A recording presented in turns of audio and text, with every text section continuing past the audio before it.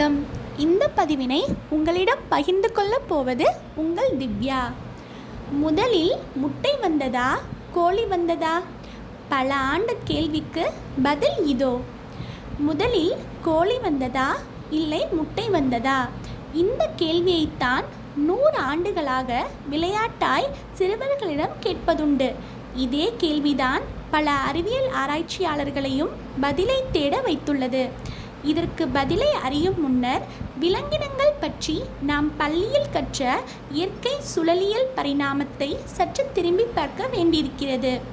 இது குறித்து லண்டனில் உள்ள பிரிஸ்டல் பல்கலைக்கழக ஆராய்ச்சியாளர்களின் கண்டுபிடிப்பின்படி 320 மில்லியன் ஆண்டுகளுக்கு முன்பு அமென்னியோட்டஸ் எனப்படும் கருச்சவுடைய நீர்வாழ் உயிரினங்கள் நீரிலிருந்து வெளியேறி நிலத்தில் வாழ்வதற்கேற்ப நீரில்லா தட்பவெப்ப நிலைக்கேற்ப தங்களை பரிணமித்து கொண்டன. கருப்பையில் இருந்த முட்டைகள் தாமாகவே கருப்பையை குளமாக பாவித்து ஊர்வனவாய் நிலத்திற்கேற்றவாறு பரிணமித்து குட்டிகளாய் வளரத் தொடங்கியதுதான் இதற்கு முழு காரணம் என்கின்றனர் ஆராய்ச்சியாளர்கள். இதே போன்று முதுகெலும்புள்ள உயிரினங்களும் முதுகெலும்பு இல்லா உயிரினங்களும் ஒரே வகையான முன்னோரிலிருந்தே பரிணமித்தன எனவும் கூறுகின்றனர். இனப்பெருக்கத்தால் மீன்களின் துடுப்புகள் பரிணமித்து கால்களானதாகவும், இதுவே முதுகெலும்புள்ள 4 கால் உயிரினங்கள் நில நீர்வாழ் உயிரினமாய் ஊர்வனவாய் பரிணமிக்க காரணம் என்கின்றனர் அறிவியலாளர்கள். இதே போலவே தவளை போன்ற உயிரினங்கள் கருச்சவுடைய நீர்வாழ் உயிரினங்களாக பரிணமித்தன எனவும் குறிப்பிடுகின்றனர்.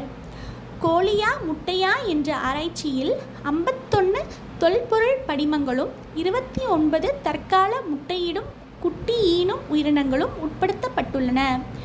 நீர்வாழ் உயிரினங்கள், நீர் நிலவாழ் உயிரினங்கள், ஊர்வன, பறவைகள் என இனப்பெருக்கமாகி கோழியே முதலில் வந்தது என்பதை கிட்டத்தட்ட உறுதிப்படுத்தியுள்ளனர் ஆராய்ச்சியாளர்கள்.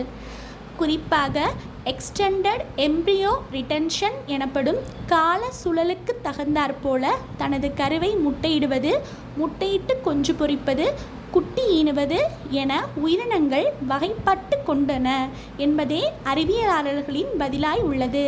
இனி யாரேனும் உங்களிடம் கேட்டால் முட்டை இல்லை, கோழிதான் முதலில் வந்தது என்பதை விரைவில் உறுதிப்பட கூறும் வகையில் அறிவியல் கண்டுபிடிப்புகள் நம்மளை இயக்க வைப்பதென்பதில் மாற்று கருத்து ஒன்றுமில்லை. இந்த பதிவு உங்களுக்கு பிடித்திருந்தால் லைக் பண்ணுங்க, ஷேர் பண்ணுங்க, கமெண்ட் பண்ணுங்க. சப்ஸ்கிரைப் பண்ணாதவங்க சப்ஸ்கிரைப் பண்ணிக்கோங்க. நன்றி.